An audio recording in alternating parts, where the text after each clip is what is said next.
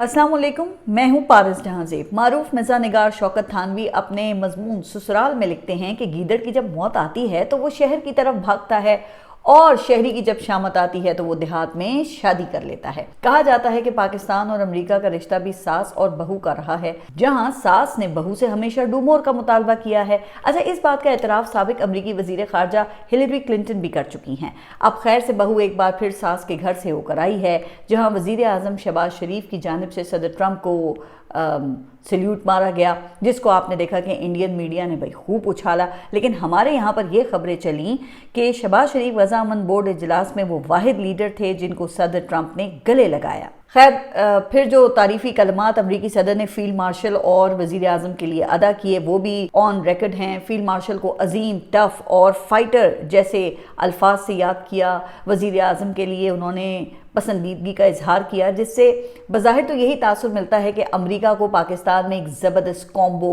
दस्तयाब है, जिसका लाजमी नतीजा फिर मौजूदा हुकूमत का तसलसुल ही समझ में आता है ना। लेकिन पाकिस्तान में इसके बरक्स माहौल नज़र आया, जहाँ पर सोशल मीडिया पर मौजूद हुकूमत की एक्सपायरी, डील और कौमी हुकूमत की तजावीज़ डिस्कस हो रही हैं, जबकि इलेक्ट्रॉनिक मीडिया भी पाकिस्तानी वज़ीर आज़म के इस रिसेप्शन को उनकी बका की ज़मानत करार देता है, जैसा कि आम तौर पे होता ही है ना।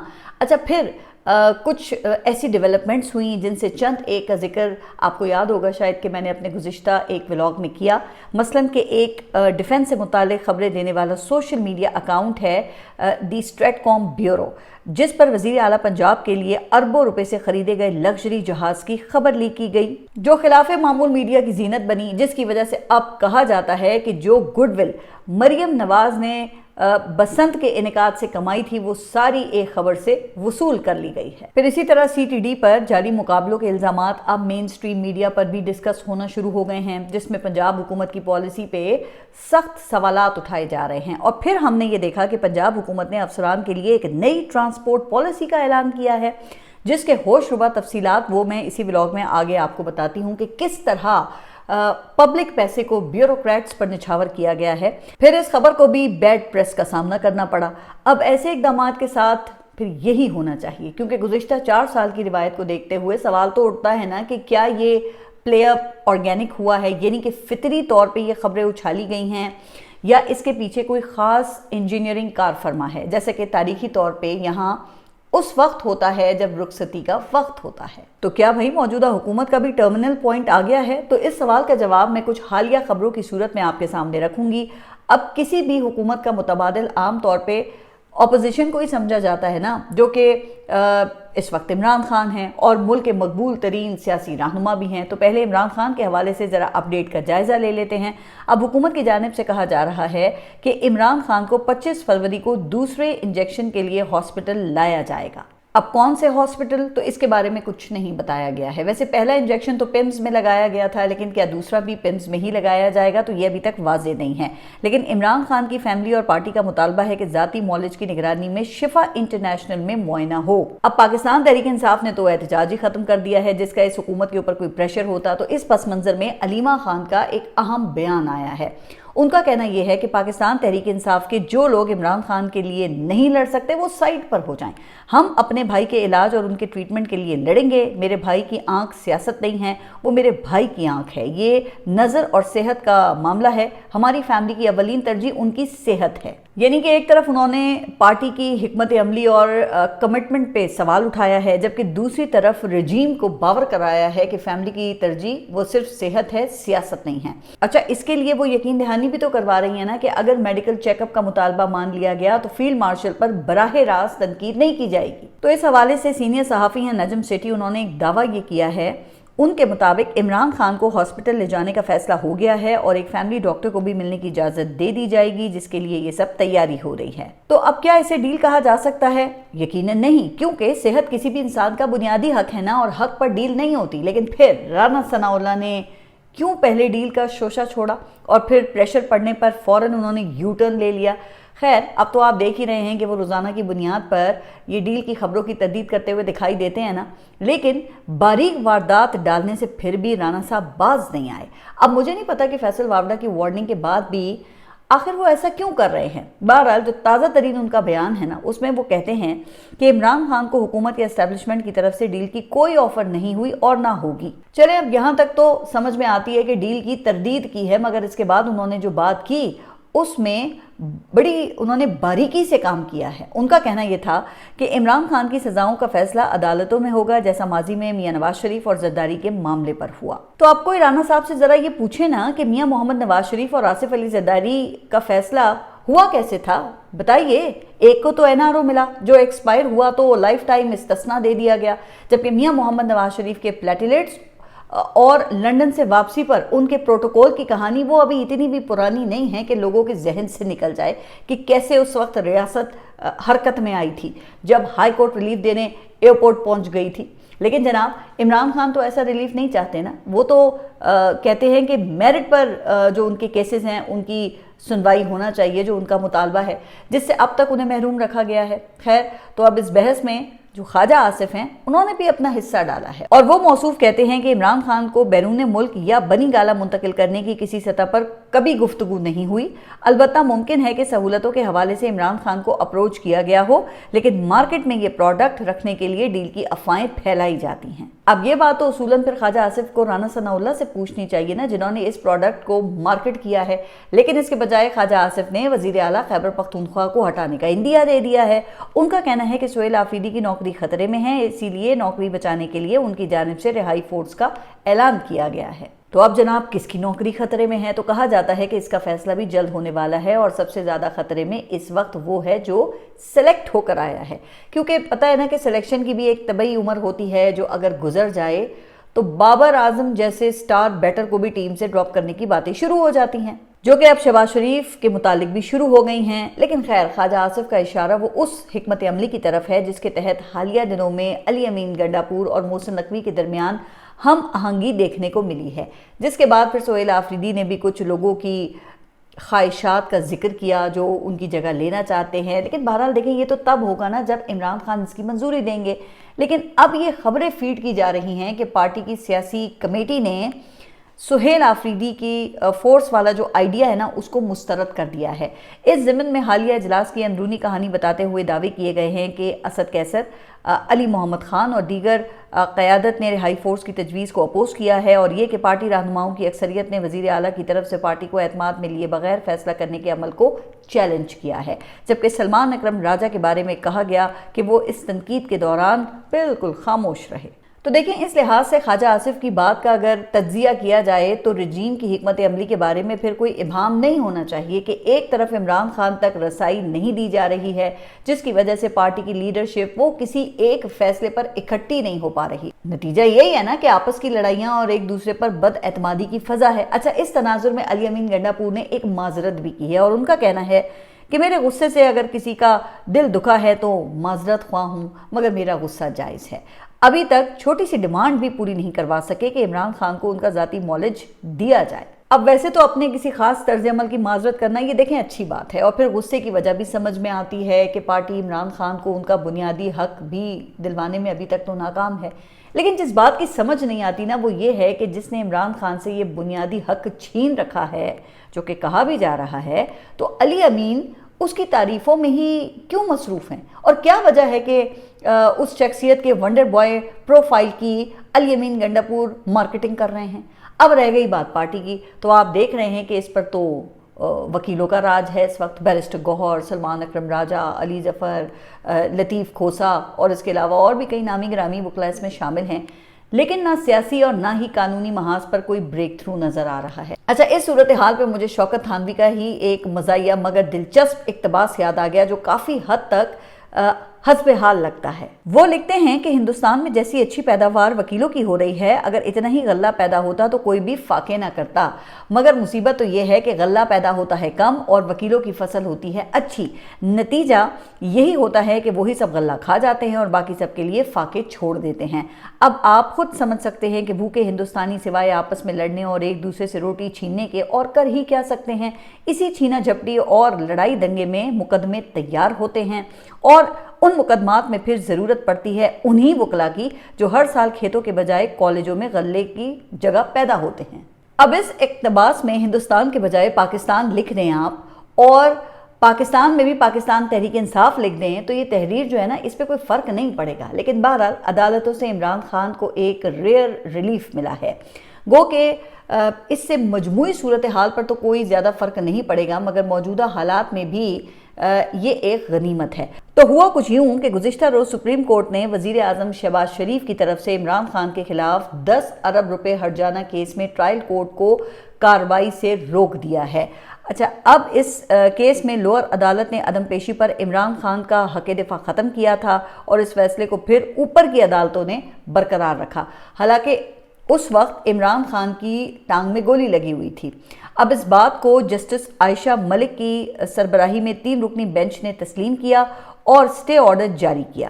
چلیں، اب یہ ایک اچھی پیش رفت ہے کیونکہ فیئر ٹرائل کا حق عمران خان سمیت ہر شہری کو ملنا چاہیے، لیکن جس شخص پر سینکڑوں مقدمات ہوں اس کے لیے تو یہ کوئی نئی بات تو نہیں ہے نا. خیر جناب، بات تو حق کی ہو رہی ہے تو آگے بڑھتے ہیں اور ذرا وقار کے ساتھ زندہ رہنے کے حق کی بات کرتے ہیں، جس میں موجودہ حکومت نہ صرف ناکام ہے بلکہ یہاں حالات مزید بدتر ہوتے جا رہے ہیں. جی ہاں، ملک میں غربت کی شرح میں اس وقت 7% اضافہ ہوا ہے. سرکاری اعداد و شمار کے مطابق 7 سال پہلے یہ شرح 22% تھی، جو اب بڑھ کر 29% ہو گئی ہے. اب ویسے تو ورلڈ بینک کے مطابق پاکستان میں بین الاقوامی تعریف کے تحت غربت کی شرح 45% ہے. لیکن چلیں، سرکاری سطح پہ بھی کم از کم یہ بات تو مان لی گئی ہے نا کہ غربت بڑھ گئی ہے، لیکن ارسطو پاکستان پروفیسر احسن اقبال نے اس کی عجیب ہی منطق پیش کی ہے. اب وزیر منصوبہ بندی کا فرمانا ہے کہ ملک میں غربت کی بنیادی وجہ 2018 سے 2022 تک کی معاشی بدحالی ہے. اچھا جی، تو پھر یہ 2022 کے بعد جو خوشحالی آئی تھی کیا وہ چھٹی پر چلی گئی ہے؟ آپ اندازہ کریں کہ کوئی شرم کوئی حیا نہیں رہی ہے. سیاسی بیان بازی تو ہوتی ہی رہتی ہے نا، لیکن یہ انٹلیکچوئل کرپشن کی انتہا ہے، کیونکہ ایک طرف الزام سابق حکومت پر ہے اور دوسری طرف اپنے بیان میں آگے چل کے موصوف یہ بھی تسلیم کرتے ہیں کہ گزشتہ چند برسوں میں معاشی عدم استحکام سے غربت میں نمایاں اضافہ ہوا ہے. لیکن وہ کیا ہے کہ اس معاشی عدم استحکام کی ذمہ داری نہیں لینی ہے. اب حالت یہ ہے کہ حال ہی میں رمضان ریلیف پیکج کے لیے اقتصادی رابطہ کمیٹی میں 25 ارب روپے کی سمری منظوری کے لیے پیش کی گئی، لیکن صرف 19 ارب منظور ہوئے. 6 ارب اس لیے روک لیے گئے کہ مالی گنجائش نہیں ہے، جبکہ دوسری طرف 10 ارب روپے وزیر اعلیٰ پنجاب کے جہاز کے لیے دستیاب ہیں، جس کے لیے کسی منظوری کی کوئی ضرورت نہیں ہے. اچھا، کہتے ہیں کہ ملک میں معاشی عدم استحکام کی وجہ سے عدم مساوات بڑھی ہے. اب یقیناً مجموعی طور پہ اس کی وجہ یہی ہوگی، لیکن یہ حکومتیں کیا کر رہی ہیں اس کا جواب یہاں کوئی نہیں دیتا. کیا سماجی انصاف کے لیے کوئی کوشش کی گئی یا حکمران اشرافیہ صرف مراتی یافتہ طبقے کو یہاں پروان چڑھا رہی ہے؟ ابھی گزشتہ روز ہی پنجاب نے یہ بیوروکریٹس کے لیے 18 سال بعد ایک نئی ٹرانسپورٹ پالیسی کا اعلان کیا ہے، جس کی تفصیلات دیکھ کر لگتا یہ ہے کہ پاکستان کا شمار دنیا کے امیر ترین ممالک میں ہوتا ہے. ویسے جناب، سرکاری افسران کو ایسی مراحت تو یہ امریکہ اور چین میں بھی دستیاب نہیں ہیں. البتہ ہاں، یہ ممکن ہے کہ عرب دنیا کی بادشاہتوں میں ایسا ہوتا ہو. اب آپ اندازہ تو کریں نا کہ چیف سیکریٹری اور آئی جی پنجاب کے لیے 3 گاڑیاں فراہم کرنے کی منظوری دی گئی ہے، جس میں 1800 سی سی کار ویگو ڈالا اور لینڈ کروزر شامل ہے، جبکہ ان گاڑیوں کے پیٹرول کی کوئی حد مقرر نہیں کی گئی ہے. اچھا، اس سے پہلے پرانی پالیسی کے تحت یہ افسران صرف 1300 اور 1600 سی سی گاڑیاں رکھنے کے مجاز تھے. خیر، نوازشات کا یہ سلسلہ یہ حصہ بقدر جثہ بتدریج نچلے افسران تک جاتا ہے، یہاں تک کہ وزراء کے سٹاف آفیسر کو بھی 1300 سی سی کار اور ماہانہ 125 لیٹر مفت پیٹرول کی سہولت دی گئی ہے. تو آپ کوئی احسن اقبال سے پوچھے نا کہ کیا یہ پیسہ رائیونٹ سٹیٹ سے آئے گا یا غریب عوام کی جیب سے نکالا جائے گا؟ اب یاد ہے نا کہ وزیر اعظم کیا کہتے تھے کہ اپنے کپڑے بیچ کر آٹا سستا کروں گا، لیکن ان اقدامات سے تو لگتا یہ ہے کہ عوام کے بدن پر موجود کپڑے تک اتارنے کا ان کا پروگرام ہے. سوال یہ ہے کہ اب اس طرح کے اقدامات کا مقصد کیا ہے؟ تو جناب، مقصد وہ تو بڑا ہی واضح ہے کہ وفاداروں کی ایسی فوج ظفر موج تیار کی جائے جو حکمران اشرافیہ کے सियासी मफादात का तहफ़्फ़ुज़ करे। देखिए, हम यकीनन गुज़िश्ता 7 दहाइयों से यही कुछ तो होता रहा है यहाँ पर, लेकिन सियासी हुकूमतों को फिर पता होना चाहिए ना कि वक्त आने पर फिर सब असल हुक्मरानों के साथ ही खड़े होते हैं, और इस मौजूदा हुकूमत के साथ भी आप देखना ऐसे ही होगा। बल्कि अब तो पेश गोइयों और तज्जियों का भी आगाज़ हो गया है कि मौजूदा सेटअप आखिरी सांसों पर है और बजट के बाद अहम फैसलों पर अमल दरामद शुरू हो जाएगा। इस हवाले से जो चार्जशीट बनाई जा रही है, इसमें मौशी नाकामी, करप्शन और सियासी नाअहली के इल्ज़ामात शामिल हैं, जिसको देखते हुए फिर मुतबादिल सॉल्यूशंस पेश होने लगे हैं। मैंने गुज़िश्ता व्लॉग में वंडर बॉय और कौमी हुकूमत की बात की थी। अब इस हवाले से बाज़ाब्ता मुतालबा भी सामने आ गया है। पाकिस्तान तहरीक इंसाफ के साबिक रहनुमाओं पर मुश्तमिल नेशनल डायलॉग कमेटी ने पाकिस्तान में कौमी हुकूमत के क़याम का मुतालबा किया है, जो कि नवाज शरीफ, आसिफ अली ज़रदारी, इमरान खान, मौलाना फजलुर रहमान और दीगर सियासी अकाबरीन के मशवरे से बनाई जाए। तो जनाब, अब मुख्तलिफ डायरेक्शंस की तरफ मुंह करके खड़े ये सियासतदान ये एक हुकूमत पर ये कैसे राजी होंगे? तो इस हवाले से नेशनल डायलॉग कमेटी के रुकन फवाद चौधरी ने इस्टेब्लिशमेंट से किरदार अदा करने की अपील की है, और उनका कहना है कि इस्टेब्लिशमेंट सियासतदानों के दरमियान डायलॉग की हिमायत करे। अच्छा, तो अब इससे हासिल क्या करना है? तो इस हवाले से 3 नताइज हासिल करने की बात की गई है। एक, सियासी दर्जे हरारत को नीचे लाना, दूसरा सियासी कैदियों की रिहाई, और तीसरा मुल्क में बड़ी इस्लाहात पर इत्तफाक राय। अब इन 3 मकासद में चले पहले 2 जो हैं वो तो पाकिस्तान तहरीक इंसाफ के हक में हैं, और तीसरा ओपन एंडेड है, जिसका फिर सभी को पता है कि ओपन स्पेस वो फिर कौन पुर कर सकता है। लेकिन अहम सवाल ये है कि इसमें मौजूदा सियासी हुक्मरानों के लिए है क्या, जिसके लिए वो इसकी हिमायत करेंगे। अच्छा, तो मेरा ख्याल ये है कि इसमें सिवाय सेफ एग्जिट के मौजूदा सियासी हुक्मरानों के लिए फ़िलहाल तो हमें कुछ भी नज़र नहीं आ रहा, और वो भी मिल जाए ना तो भी गनीमत है, वरना ऐवान से सीधा रास्ता अडयाला जेल जाता है। शायद इसीलिए फिर ये डील की खबरें उड़ाई जा रही हैं। वैसे भी इस वक्त सिवाय इमरान खान के बाकी तमाम आप देखें कि सियासी बड़ी जमातें जो हैं वो हुकूमत में हैं या फिर हुकूमत की तरफदार हैं। लेकिन जनाब, सिस्टम फिर भी नहीं चल रहा, तो फिर इमरान खान इस डूबती कश्ती में क्यों सवार होंगे?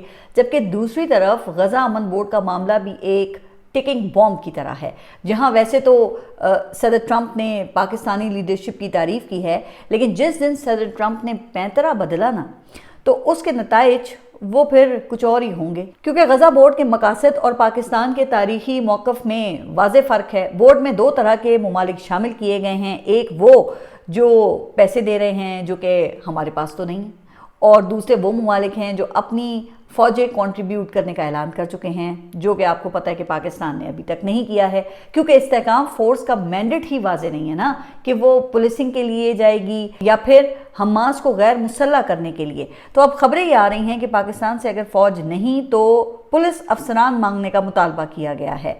लेकिन शायद ये फैसला भी पाकिस्तान के लिए फिर इतना आसान नहीं होगा, चूँकि अमेरिका और इजराइल के मकासद वो बड़े वाज़े हैं ना। अब इजराइल गजा और वेस्ट बैंक से फ़लस्तीनियों की बेदखली चाहता है, वहाँ उसने यहूदी आबादकारी का मंसूबा बना रखा है। इस ज़मीन में इजराइल ने वेस्ट बैंक के इलाके को रियासती अराजी डिक्लेयर किया है, जबकि दूसरी तरफ सदर ट्रंप गजा में रियल स्टेट डेवलपमेंट की बात करते हैं। अब बरतानवी अखबार गार्डियन ने यह दावा किया है ट्रंप इंतजामिया गजा में 5000 फौजियों के लिए मिलिट्री बेस बनाने की मंसूबाबंदी कर रही है, जो 350 एकड़ पर मुहित है। लेकिन इसके बरक्स पाकिस्तान 1967 की करारदादों की बात करता है, 2 रियासती हल चाहता है। तो क्या इजराइल और अमेरिका के मकासद के साथ ये मौक़िफ़ चल सकेगा? यकीनन नहीं। वैसे अब तक तो पाकिस्तान ने तवाज़ुन को बरकरार रखा हुआ है, लेकिन एक दिन तो फिर फैसला करना ही होगा ना।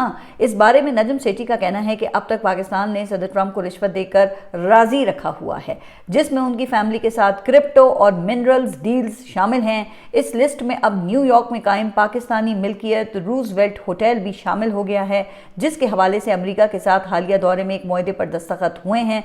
कहा यह जाता है कि इस डील में विटकॉफ का अहम किरदार है। तो जनाब, अब ये सिलसिला कब तक जारी रह सकता है, तो इस बारे में कोई बात हतमी तौर पे अभी नहीं की जा सकती है। लेकिन तारीख बताती है कि अमेरिका के साथ स्ट्रेटेजिक पार्टनरशिप हो या अमेरिका की मुखालफत, उसकी कीमत फिर भी पाकिस्तानी हुक्मरानों को ही देना पड़ती है, जो 60 की दिहाई में अयूब खान ने दी थी, जब उन्होंने फ्रेंड्स नॉट मास्टर कहा। फिर 70 की दिहाई में भुट्टो ने अमेरिका को ना करने की सज़ा पाई।